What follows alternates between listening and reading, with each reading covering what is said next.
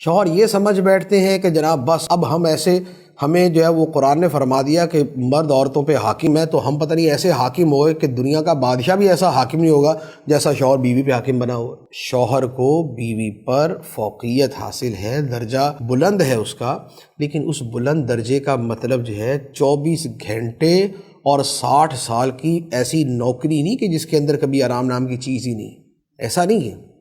شوہر جو ہے وہ تو دوستوں کے اندر بھی گھومے پھرے،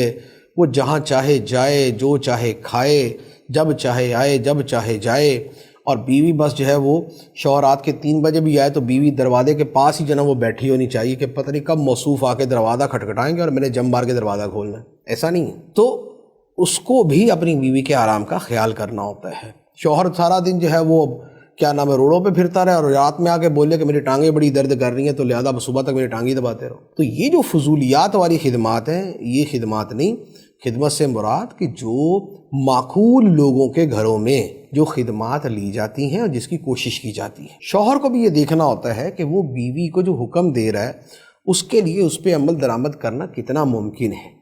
ایسا تو نہیں ہے کہ شوہر بیوی کو بولے کہ تم 24 گھنٹے ایک ٹانگ پہ کھڑی ہو جاؤ، نہ تم مجھے سوتی نظر آؤ، نہ تم مجھے کھاتی نظر آؤ، نہ تم مجھے کوئی جو ہے نا آرام سے بیٹھی نظر آؤ، بس ہر وقت جو ہے نا چہل قدمی ہو رہی ہو۔ تو اب یہ جو مرض ہے